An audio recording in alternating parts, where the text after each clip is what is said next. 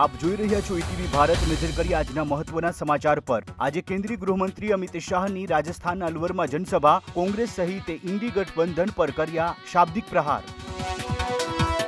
છત્તીસગઢના જગદલપુરમાં આજે રાહુલ ગાંધીની જનસભા, આદિવાસી મતદારો પર ફોકસ કરવાની સાથે રાહુલ ગાંધીએ ભાજપને ફેંક્યો પડકાર.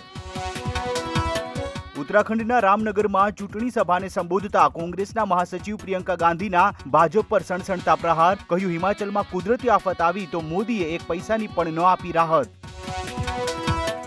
બિહારની રાષ્ટ્રીય જનતા દળે લોકસભા ચૂંટણી 2024 માટે જાહેર કર્યો ચૂંટણી ઢંઢેરો. દેશભરમાં 1 કરોડ સરકારી નોકરી આપવાનો કર્યો દાવો. અરવિંદ કેજરીવાલની ધરપકડ બાદ દિલ્હીમાં રાષ્ટ્રપતિ શાસન લાદવાની ચર્ચા જોરમાં. વહીવટી કામકાજ ઠપ્પ થવા અંગે ગવર્નર વી.કે. સક્સેનાએ ગૃહ મંત્રાલયને મોકલ્યા 2 પત્ર.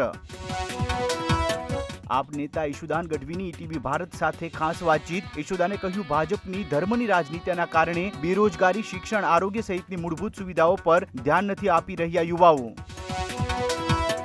ગુજરાત વિધાનસભાના અધ્યક્ષ શંકર ચૌધરી સામે કોંગ્રેસે કરી આદર્શ આચાર સંહિતા ભંગની ફરિયાદ. ચૂંટણી પંચને વિડીયો પુરાવા સાથે તાત્કાલિક પગલાં ભરવા કરી માંગ.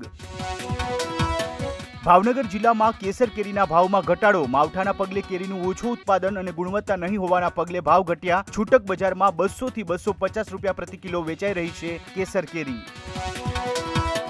ભારતીય બોક્સિંગ મહાસંઘે બેંકોકમાં આયોજિત થનાર ઓલિમ્પિક ક્વોલિફાયર માટે ભારતીય ટીમનું કર્યું એલાન. ભારતીય ટીમમાં સ્ટાર બોક્સર અમિત પંઘાલની થઈ વાપસી. પાકિસ્તાનના બલુચિસ્તાન પ્રાંતમાં આતંકી ઘટના. આતંકવાદીઓ અપહરણ કરીને 11 લોકોની કરી હત્યા. તો આ હતા અત્યાર સુધીના મહત્વના સમાચાર. વધુ માહિતી અને સમાચારો માટે લોગિન કરો www.etvbharat.com.